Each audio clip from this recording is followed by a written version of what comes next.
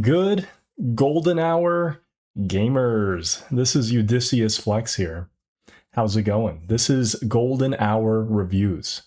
Today, I want to talk about the new Odyssey movie by Christopher Nolan. I gotta say, it's a pretty visually impressive movie, but it rubbed me a little bit the wrong way. And now, I don't want to get on the wrong side of the culture war. It wasn't because there were any weird casting choices. I didn't care that it wasn't historically accurate. I just feel like Christopher Nolan has this way of making movies that in the moment he sucks me in with the magic of cinematography, and then halfway through I'm just spellbound, and then afterwards immediately I'm like, wow, that was the best movie I've ever seen. But I gotta say, after, give me like a couple of weeks to a month, I can't tell you anything about the movie. For real. I mean, this happened with Interstellar. During Interstellar, I was thinking, wait a second, what was the name of the main character again? And I just, all I could think was Murph, Murph. And I don't think Murph is the main character. I mean, the astronaut guy. I don't know. But regardless, I was thinking, even Oppenheimer. I was like, what was Oppenheimer about? What was the name of the main guy in Oppenheimer? What was Oppenheimer's name? I don't know. It was it was really tough. So I mean, I'm thinking the Odyssey should be better, right? Because surely, the main character, it's in the title. It's a 3,000-year-old story, and surely the Odyssey should be slightly easier to remember. Odysseus, how can I forget?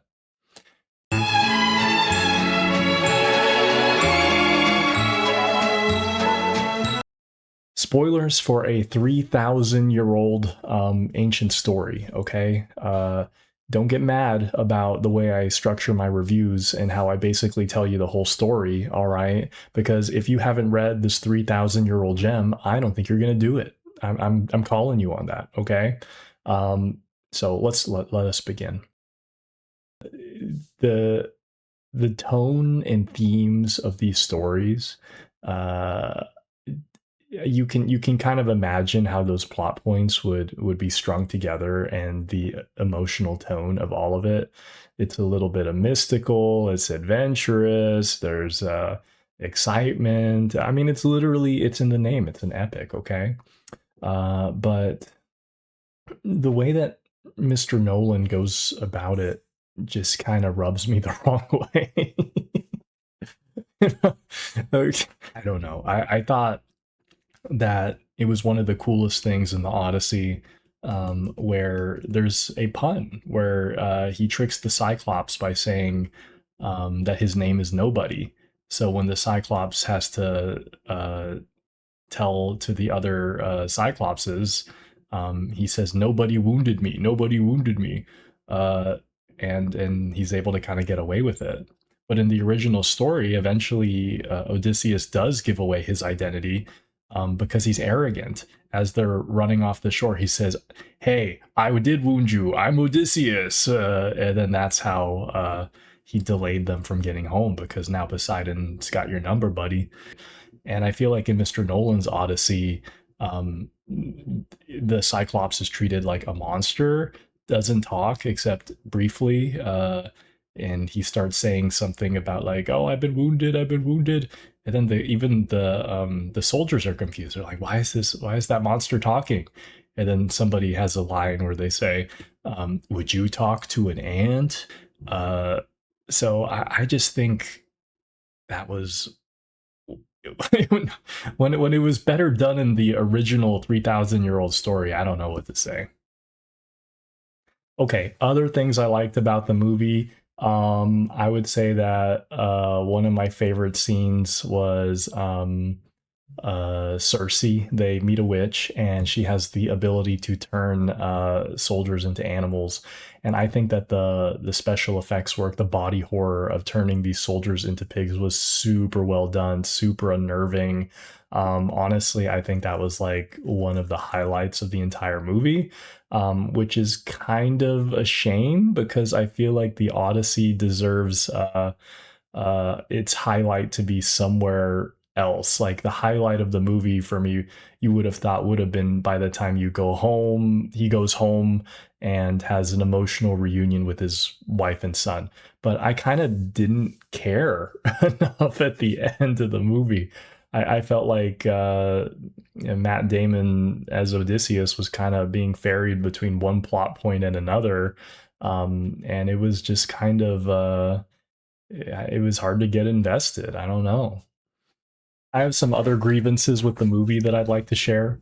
Um, this is a bit of a nitpick, but I think the movie was too loud.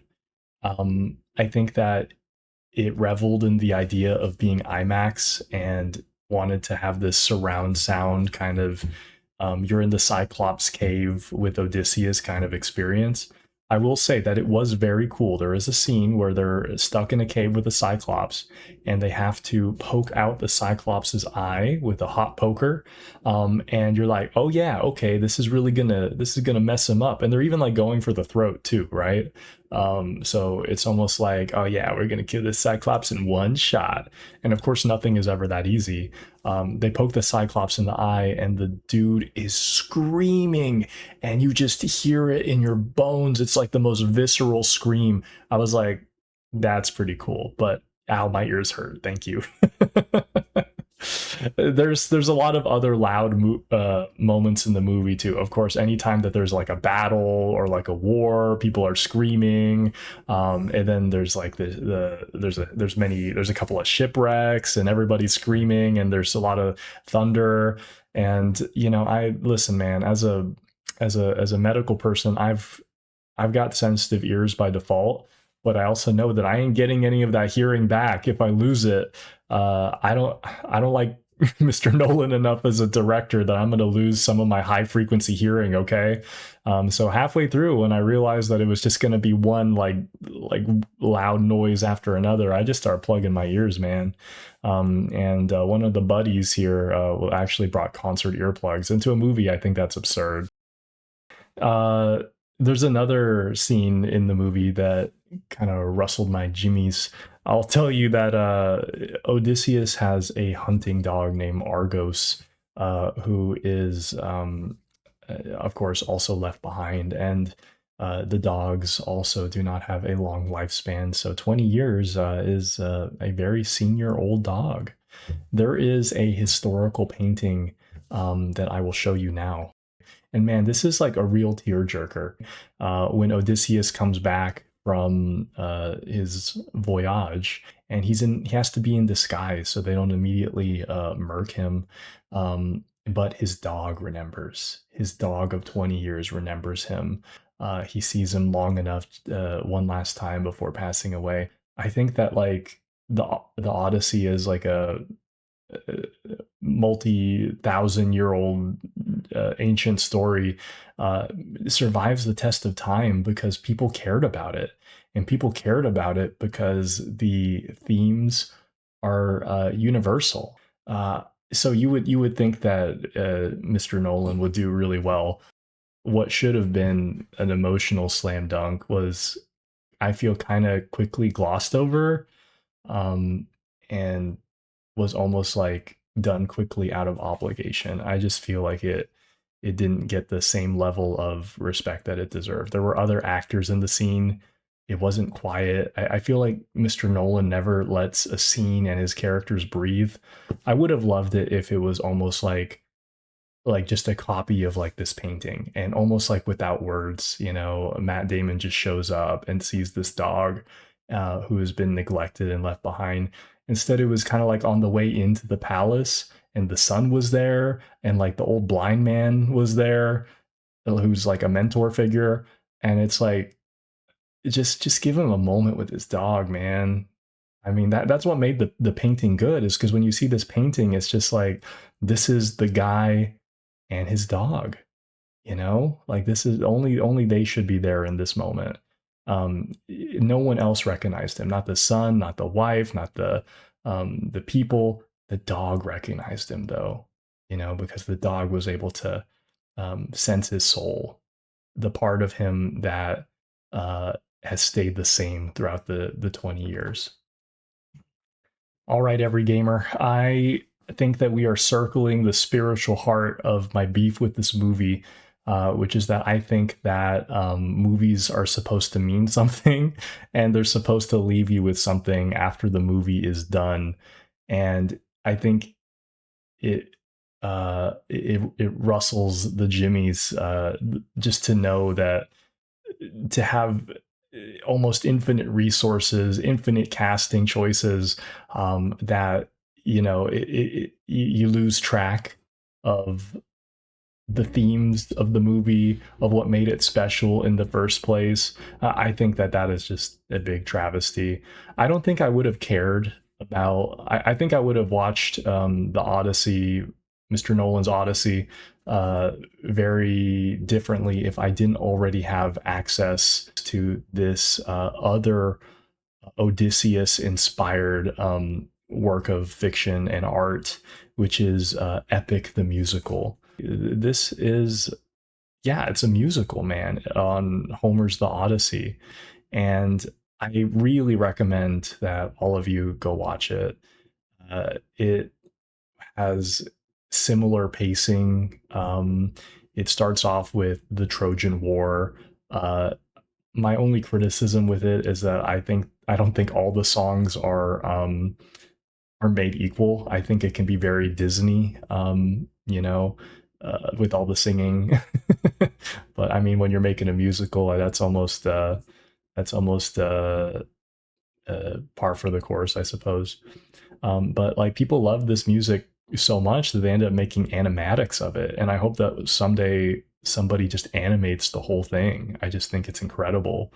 But there's a theme established pretty early on about how men can become monsters through their actions, and how it's a bit of a slippery slope that happens very slowly, gradually, and then all at once. And as Odysseus is trying to make his way home, he has to make sacrifices and concessions. His emotions get into the way, and he eventually does become a fairly monstrous person.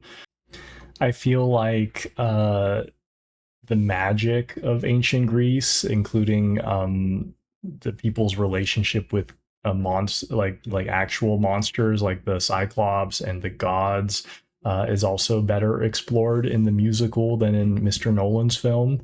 You find that Odysseus is favored by Athena.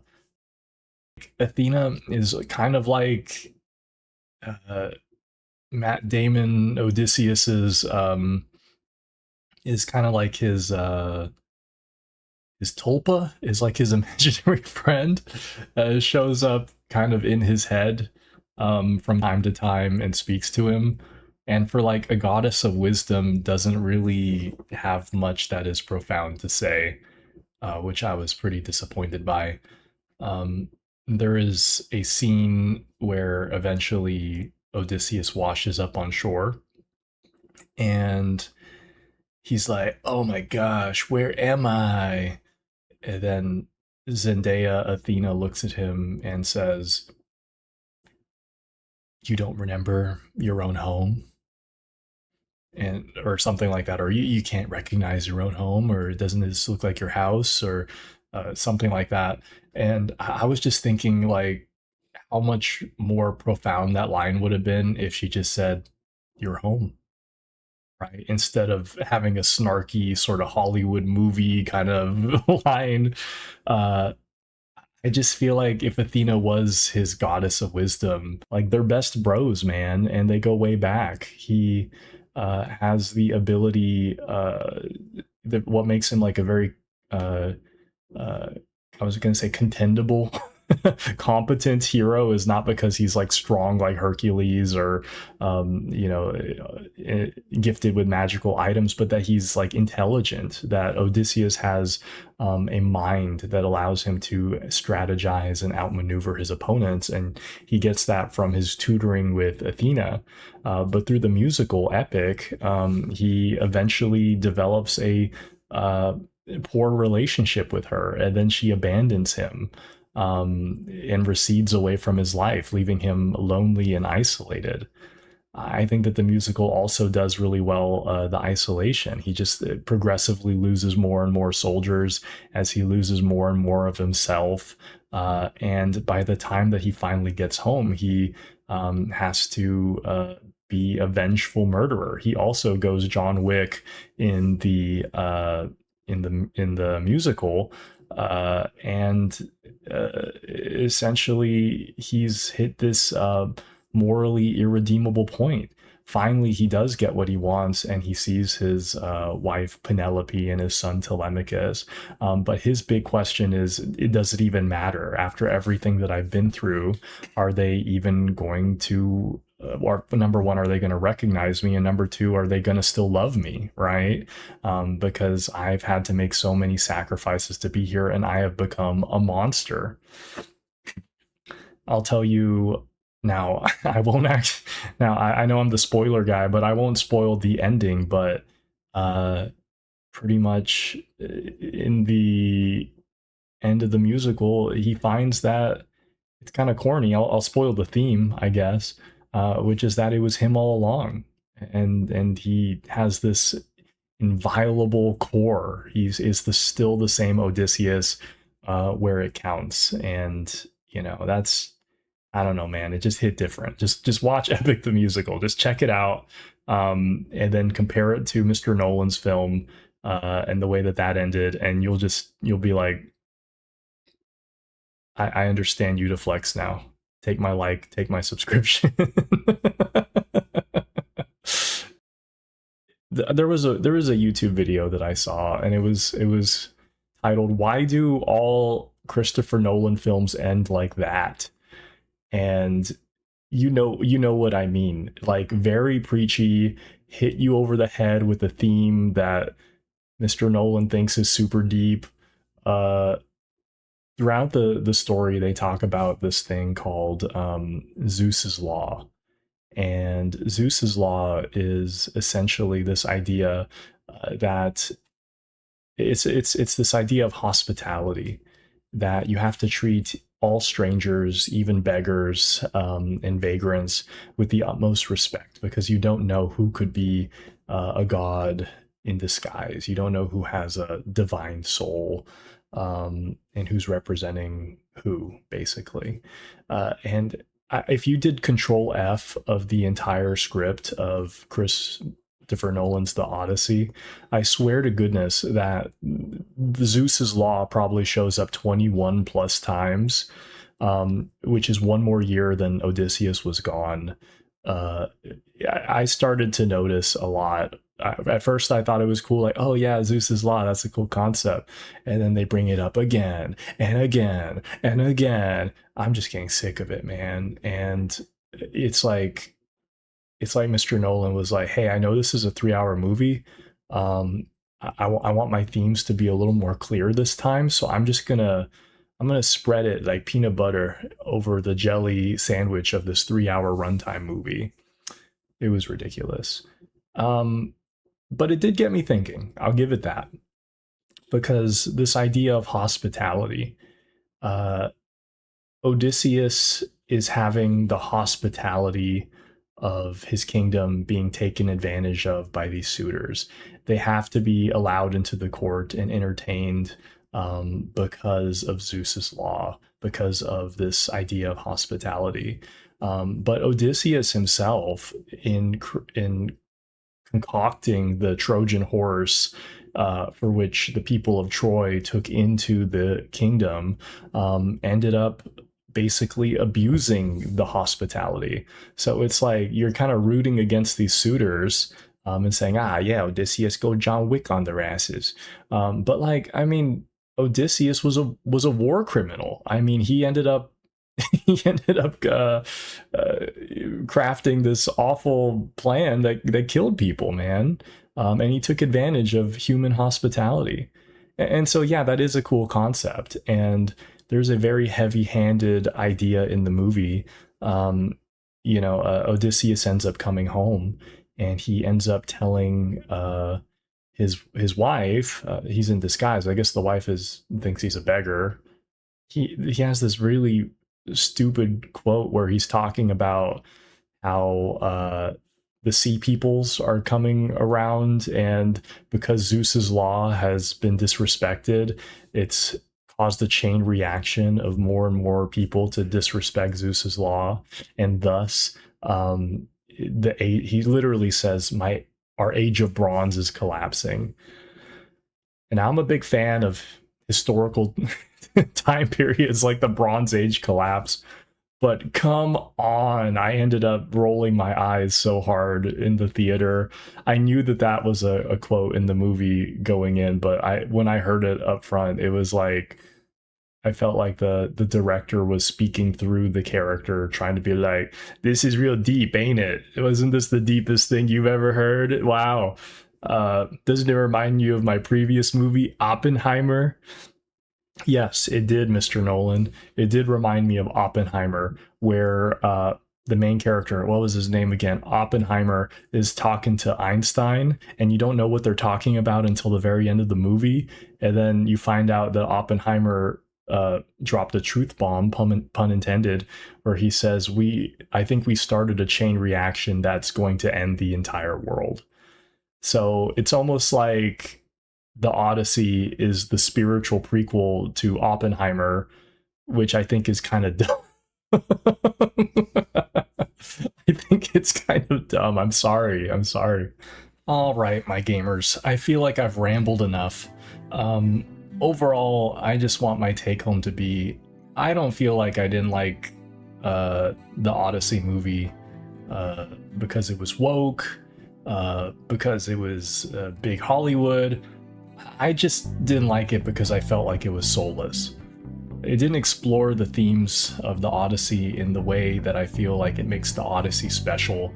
And I had the comparison of a much smaller indie project being Epic the Musical to compare it to. I would encourage you all to check out Epic the Musical if musicals are your cup of tea.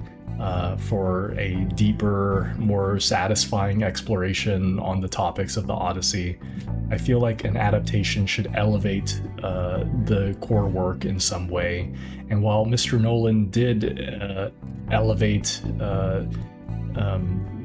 the work for a modern era by making it IMAX and making it kind of a spectacle, I just feel like I don't care about spectacle.